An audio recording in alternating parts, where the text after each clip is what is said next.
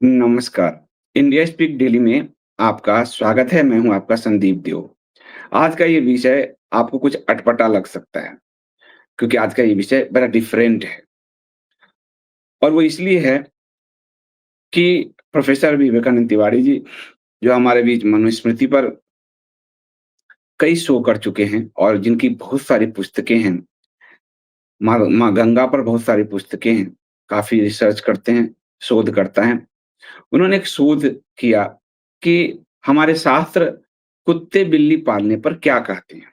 अब इस बारे में मैं तो ब्लैंक हूँ, क्योंकि मुझे इसके बारे में ज़्यादा जानकारी नहीं है और ना मैंने इस पर कोई पढ़ा है, अध्ययन किया है, ध्यान भी नहीं दिया है मैंने।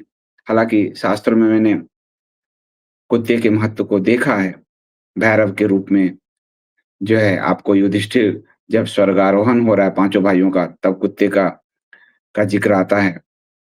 लेकिन कुत्ता हम पाल सकते हैं या नहीं, ये मैंने शास्त्र में मैंने ध्यान नहीं दिया, नहीं पढ़ा है। आज उसी पर प्रोफ़ेसर विवेकानंद तिवारी जी हमें बताएँगे कि शास्त्र क्या कहते हैं। इस एपिसोड का आशय किसी भी पशु प्रेमी को, जो लोग भी कुत्ता या बिल्ली आदि पालते हैं, उनको दुःख देना या उनको दुश्चिंता में डालना बिल्कुल भी नहीं है। हर जो जंतु है, हर जीव में वही प्राण है, वही परमात्मा है और आप जानते हैं कि जब आदि शंकराचार्य के समक्ष चांडाल 4 कुत्तों के साथ खड़ा हो गया था, वो कथा भी आपको मैंने सुनाई है। तो भगवान शंकर स्वयं चांडाल रूप में 4 कुत्तों के साथ आ गए थे। तो कुत्ते का महत्व हमारे शास्त्रों में बताया गया है। लेकिन कुत्ता पाल सकते हैं या नहीं, ये बात आज हमें प्रोफ़ेसर साहब ही बताएँगे।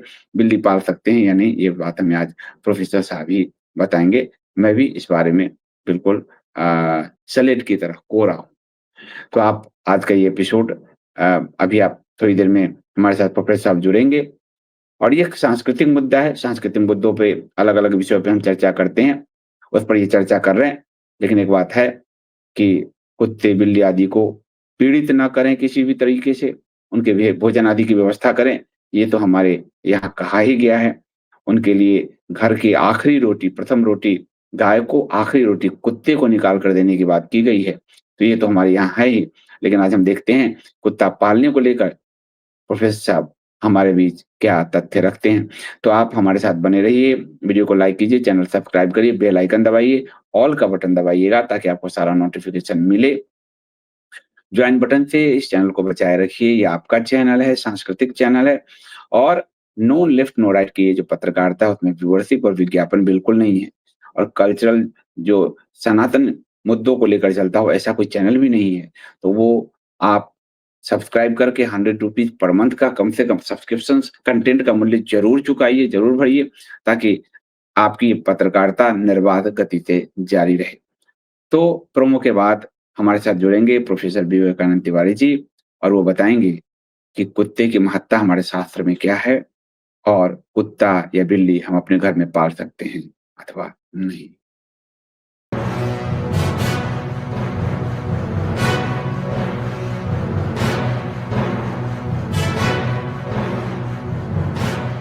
स्वागत है प्रोफ़ेसर साहब आपका इंडिया स्पीक डेली पर।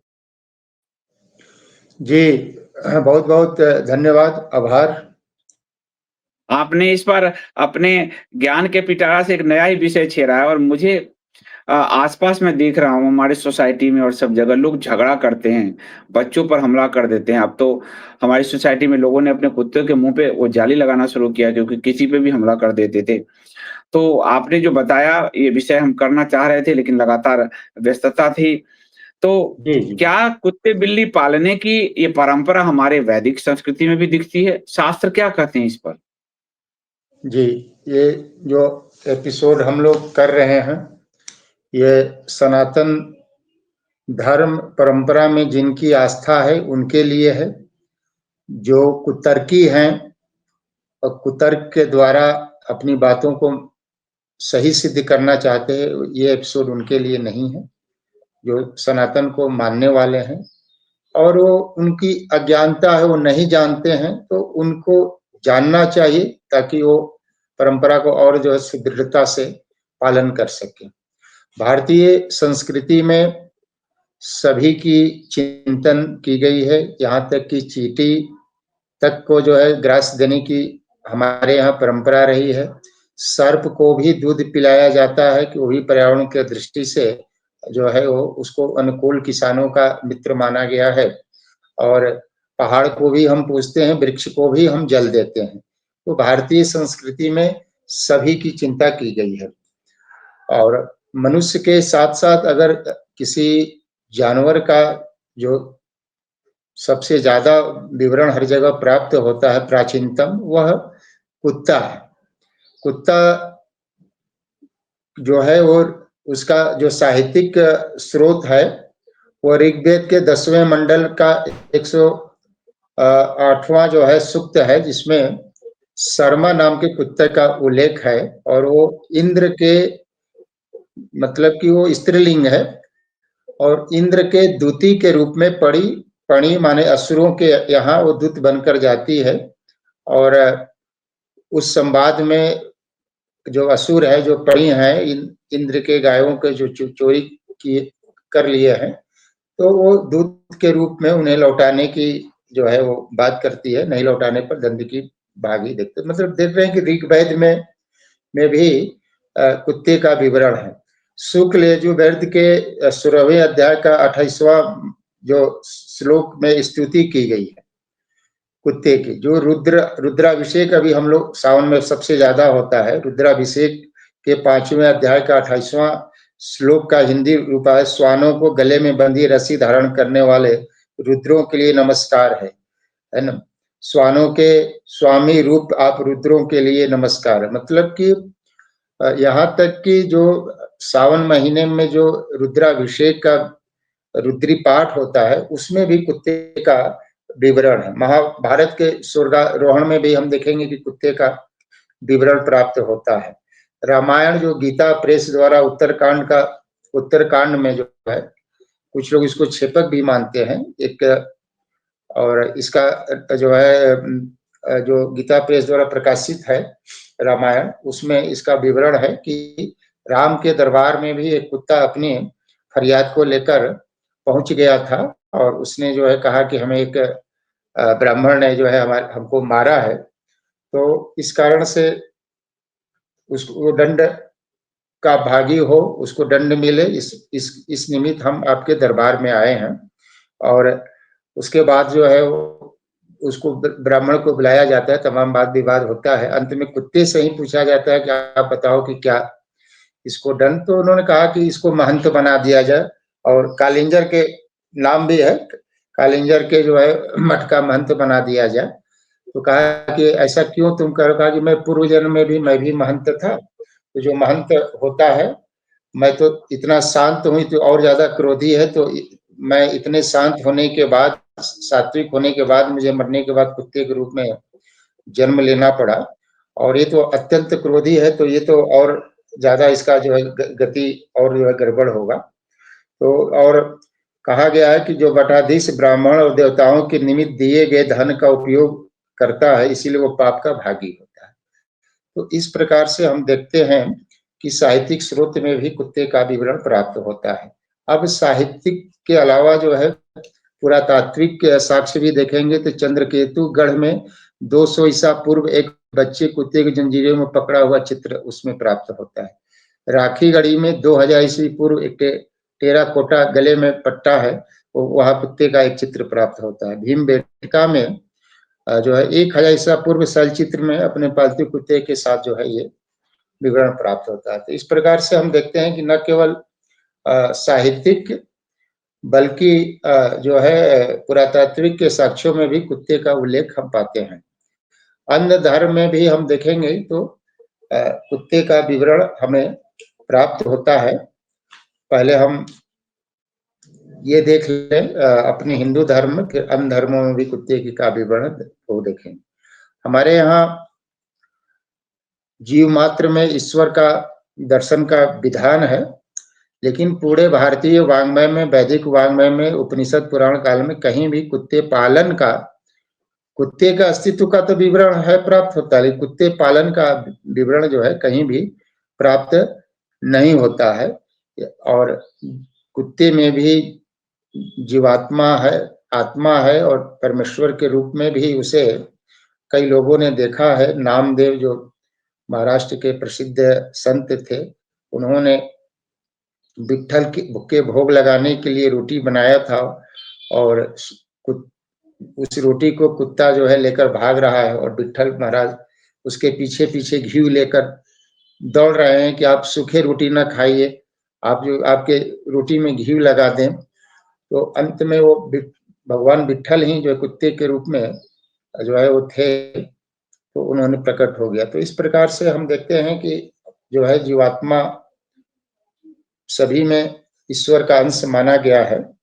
और गीता के अध्याय 5 के 18वां श्लोक है कि विद्या विनय संपन्ने ब्राह्मणे गवि हस्तिनी सुनी च स्वपाके च पंडिता। मतलब यहाँ कहा गया है कि जो पंडित होते हैं, गाय पंडित माने विद्वान, गाय हाथी कुत्ते चंडाल में अंतर नहीं करते, ये बात गीता में कही गई।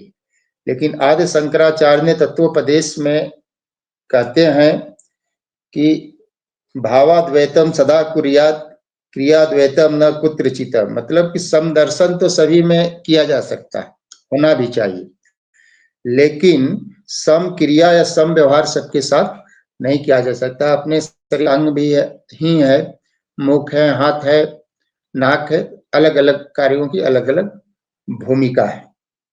तो इस प्रकार से गीता में समदर्शन की बात कही गई है। वही आदि शंकराचार्य जी ने भी समदर्शन का समर्थन करते हुए समर्थन किया है, लेकिन सम क्रिया और सम व्यवहार सबके साथ एक साथ नहीं किया जा सकता, इसे आदि शंकराचार्य जी का वर्णन। अब हम कुत्ता को जो है ऋग्वेद में भी यमराज के वाहक के रूप में भी वर्णित किया गया है।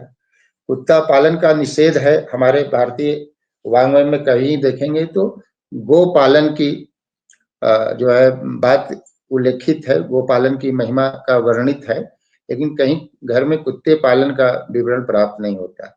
गोधन का विवरण है और कोई सीधी साधी स्त्री होती है, बच्ची होती है, लड़की है, तो उसको उसकी उपमा दी जाती है कि ये गाय के समान जो है सीधी है। कोई ये नहीं कहता है कि कुत्ते या कुतिया के समान सीधी है, या उसकी उपमा कुत्ते से नहीं दी जाती। जब महाभारत का युद्ध समाप्त हो जाता है, उसके बाद वो स्वर्गारोहण स्वर्ग की ओर आरूढ़ होते हैं पांचों पांडव और द्रौपदी। तो इसका उल्लेख महाभारत के स्वर्गारोहण पर्व में है। और आप जाएंगे बद्री धाम और उसके ऊपर माना गांव से नीचे की रास्ता, वो सीधे वहां से पांचों पांडव और द्रौपदी का जाने का रास्ता है, और वहां आज भी उसको देखा जा सकता है। उस रास्ते से उस पर प्रतिबंध है, लेकिन गवर्नमेंट के जो है अनुमति से बहुत से लोग वो गए हैं।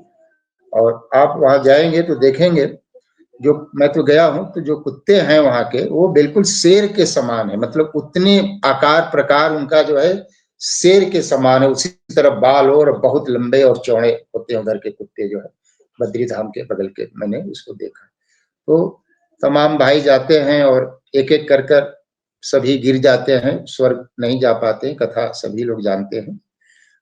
अंत में युधिष्ठिर स्वर्ग के समीप जाते हैं और उनके साथ एक कुत्ता वो कोई सामान्य कुत्ता नहीं था, धर्मराज ही कुत्ते के रूप में उसके साथ वो जा रहे हैं। और इंद्र स्वयं आ रहे हैं रथ लेकर और उनको आग्रह कर रहे हैं कि आप जो इस रथ पर बैठ जाइए और स्वर्ग की यात्रा आगे इस रथ के माध्यम से हमारे साथ कीजिए। तो वो बैठते हैं तो साथ में कुत्ता भी होता है, तो वो कहते हैं कि मैं अकेले नहीं बैठूंगा, ये कुत्ता भी मेरे साथ जाएगा। तो तब इंद्र कहते हैं कि आप तो धर्मराज हैं, आप तो नैतिकता, शास्त्र और मर्यादा आचरण के जानकार और विद्वान हैं, और जो कुत्ता पालन करता है या कुत्ता का स्पर्श करता है उसको सदा सदा के लिए उसके लिए स्वर्ग के द्वार बंद हो जाते हैं। और इंद्र ने वो कहा भी है, स्वर्गे लोके लोके स्वतांप नास्ति, मतलब कि कुत्ता रखने वाला स्वर्ग लोक में स्थान नहीं पा सकता है। और वो जितने भी अपने व्यक्तिगत जीवन में जप, तप, दान, पुण्य, कुआं खुदवाना और मतलब वेलफेयर का जितने भी कार्य किया है, उसको क्रोधवश नामक राक्षस उसके सारे पुण्य को हर लेते हैं। तो इस प्रकार से आप जो है, तब वो युधिष्ठिर कहते हैं कि मैंने कुत्ते का पालन नहीं किया है, यह स्वतः मेरे पीछे पीछे अनुचर बनकर है, तो यह इस अभी है साथ में, तो मैं इसके साथ ही स्वर्ग में जा सकता हूँ। ये कथा है। उसके बाद आप देखेंगे कि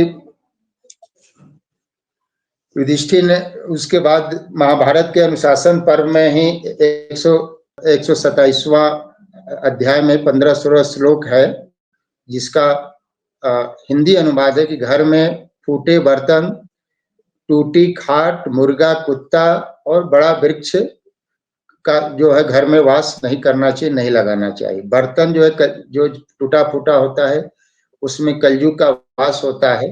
टूटी खाट जिसके घर में होती है, वो धन की हानि होती है। मुर्गे और कुत्ते जहाँ होते हैं, देवता उसके घर में हविष्य यानी आहुति ग्रहण नहीं करते। पितृगण जो है श्राद्ध तर्पण नहीं ग्रहण करते हैं, और देवताओं को जो आहुति यज्ञ के माध्यम से दिया जाता है, वह देवता का बार बार आह्वान करने के बाद भी देवता आहुति ग्रहण नहीं करते हैं। ऋषि जो है भी जो है तर्पण ग्रहण नहीं करते हैं जिसके घर में कुत्ता होता है। अब जो है यहाँ तक आए, कुत्ता यदि व्यक्ति को अगर छू ले, वो विशेषकर ब्राह्मण या द्विजातीय को छू ले, तो उसको तत्काल ये वो पवित्र जो है बदलने की बात की गई है, वो पवित्र हो। अगर कुत्ता छू ले तो वस्त्र सहित स्नान करने का विधान है। शास्त्र में यहाँ तक कहा गया है कि जिसके यहाँ घर में कुत्ता है, वहां जाना नहीं चाहिए और न ही उसका भोजन ग्रहण करना चाहिए। और गरुड़ पुराण का श्लोक है कि अंतरिक्षे मृत्ये ये च विष्णु स्मरण वर्जित सुतकम स्वादादि च संपर्क प्रेत भाव यच्छते। मतलब जिस व्यक्ति का अंतरिक्ष में मृत्यु हो जाता है, जैसे प्लेन वगैरह क्रैश हो जाता है, अंतिम समय में जो विष्णु भगवान का स्मरण नहीं करता, जिसके घर में सूतक लग गया हो, सूतक जो होता है मरने पर या फिर घर में नए संतान पैदा होने के सूतक काल में जिसका मृत्यु हो जाता है, वह जो है और कुत्ते आदि, मतलब कुत्ता के साथ साथ जो है मुर्गा आदि के जिस घर में वो होता है, वह आदमी मरने के बाद उस घर में प्रेत बनता है। ऐसा जो है गरुड़ पुराण में कहा गया है। और यहाँ तक कहा गया है कि जो जिसके घर में कुत्ता रहता है और व्यक्ति वो उस घर में किसी की मृत्यु हो जाती है, तो मृत्यु को पूर्ण लोक में बदलने के लिए जो क्रियाकर्म किया जाता है, जैसे तुलसी डालना, गंगा जल मुंह में डालना और बाकी चीजें, वह भी वह उस लोक तक वो नहीं पहुंच पाता है और व्यक्ति अधोगति को प्राप्त करता है। अब एक और है मनुस्मृति, एक और जो है गरुड़ पुराण का ही श्लोक है, स्वग्रामे य न पाल्य अस्यात् पवित्रम गृहमेव हि यत्र स्व न वसते शुभम तत् निवर्तनम। जहाँ कुत्ता न पाला जाए वहीं गृहपति होता है, जहाँ कुत्ते वास न करे वही शुभता होती है। अब मनुस्मृति में भी कहा गया है कि स्वचंडालस्य गृध कौंजो प्रकतस्तता एते पतंती ये चैव गृहम प्रियु सधेवतैव। न कुत्ता, चंडाल, गीध, बगुला, कौवा आदि अपवित्र जो मनुष्य अपवित्र है, जो मनुष्य अपने घर में रखता है वह उन्हीं के साथ पतित होता है। बृहदारण्यक उपनिषद में भी मतलब कुत्ते को अशुचि भक्षक कहकर जो है वर्णित किया गया है। तो इस प्रकार से शास्त्र में कुत्ते के घर में प्रवेश पालन का बिल्कुल ही निषेध है। उससे व्यक्ति का न केवल स्वयं का किया हुआ यज्ञ तप दान नष्ट होता है, बल्कि देवता और उनके पितृगण और ऋषिगण आहुति और श्राद्ध तर्पण आदि ग्रहण नहीं करते हैं।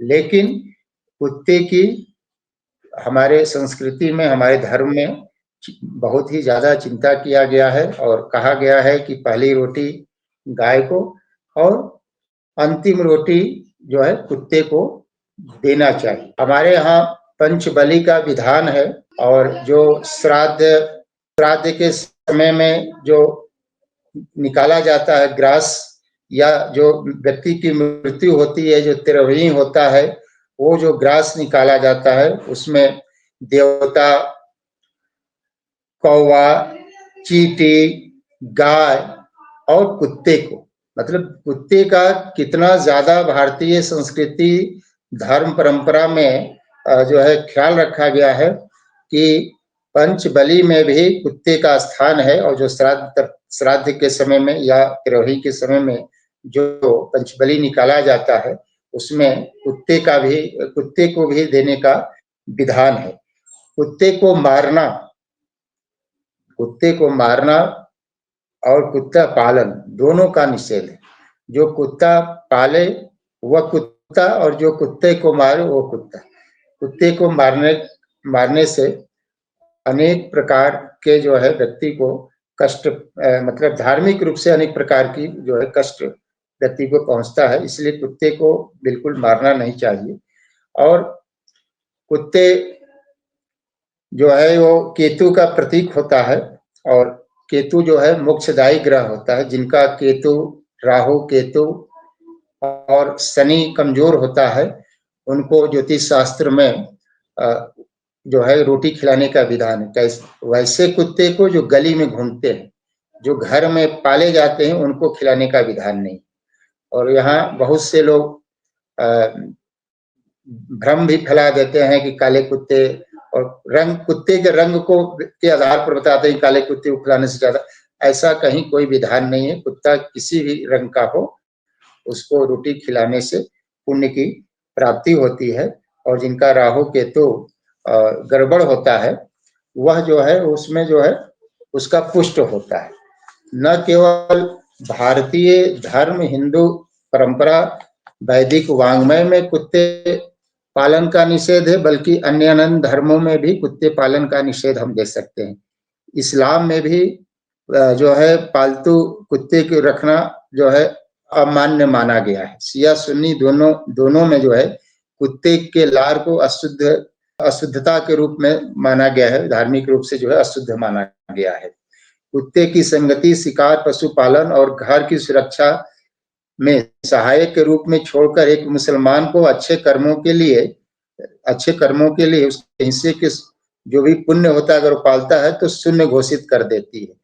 कुत्ते और अन्य जानवरों के प्रति दया का भाव इस्लाम में भी रखा गया है, हिंदू धर्म में भी रखा गया है। उनको प्रताड़ित नहीं करना चाहिए, मारना नहीं चाहिए, है ना। कबीलाई जो धर्म है वहां उधर के, उसमें भी किसी भी जो है अशुद्धता का प्रतीक कुत्ते को माना गया है।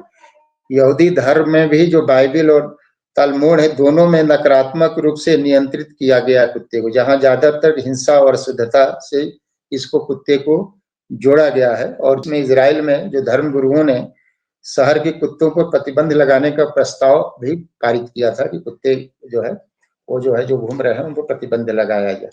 बाइबिल में भी, ईसाई धर्म में भी कुत्ते को अशुद्धता, पाप और नैतिक पतन के प्रतीकात्मक अवतार के रूप में दर्शाया गया है।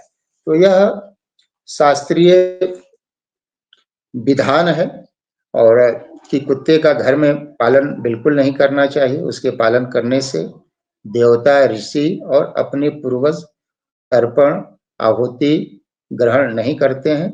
लेकिन कुत्ते की महत्ता, मैंने जैसे प्रारंभ कहा कि उसकी स्तुति ऋग्वेद में भी की गई है और जो रुद्राभिषेक के समय होता है उसमें उसकी स्तुति की गई है और उसके अस्तित्व का स्वीकार किया गया है। उसके भोजन की व्यवस्था शास्त्र में जो है दी गई है और यहाँ तक कहा गया है कि उसको किसी भी प्रकार से प्रताड़ित नहीं किया जाना चाहिए। और इस प्रकार से जो है भारतीय वाङ्मय में और भारतीय संस्कृति में कुत्ते पालन का प्रचलन साहित्यिक आध्यात्मिक और धार्मिक रूप से नहीं की गई है। यह कुत्ते पालन का जो प्रचलन आया भारत में, वह ज़्यादातर अंग्रेज़ों के आगमन के बाद जो है वो उनकी अपनी वो कल्चर था, संस्कृति थी कुत्ते का, और जो है वो पालन करते थे, अपनी सुरक्षा की दृष्टि से वो रखते थे। और आज जो उन्हीं के नकल कर चल रहे हैं, कुत्ते को अपना स्टेटस सिंबल के रूप में वो रखते हैं और बताते भी हैं कि मैं जर्मनी से कुत्ता लाया हूँ, मैं ये अमेरिका से लाया हूँ, 5 लाख का कुत्ता है, 10 लाख का कुत्ता है। वो उनका स्टेटस सिंबल है। और एक बड़ा प्रसिद्ध कथा है, कटपात्री जी किसी के घर में गए थे, तो वहाँ एक ऐसा कुत्ता था जिसकी बहुत सुविधा संपन्न कुत्ता था, उसकी बहुत देख-रेख की जाती थी, घर में सुलाया जाता था, कार से घूमता था। तो वहाँ का जो मालिक था पूछा कि इसने कौन-सा पुण्य किया था कि जो आज ये इस तरह से जो है वो सुख सुविधा संपन्नता में जो अपना जीवन व्यतीत कर रहा है।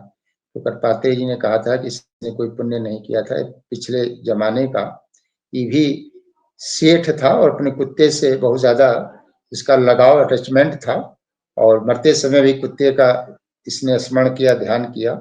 और गीता में भी कहा गया है कि जो मरते समय अंतिम समय में जिसका जो ध्यान करता है, वो अगला उसका जन्म उसी रूप में होता है। तो वो पिछले जन्म का सेठ है जो मरा है, और इस जन्म में जो है वो इस तरह के कुत्ते के रूप में वर्णित हुआ। कुत्ते की उपयोगिता सुरक्षा की दृष्टि से है। मिलिट्री में फिर भी आप देखते हैं कि बहुत से चीज़ों को प्रशिक्षित किया जाता है, ठीक है, राष्ट्र की सुरक्षा के निमित्त है, तो वही घर में नहीं रखा जाता, उसका अपना अलग एक विधान है, प्रशिक्षण का विधान है, रखने का विधान है।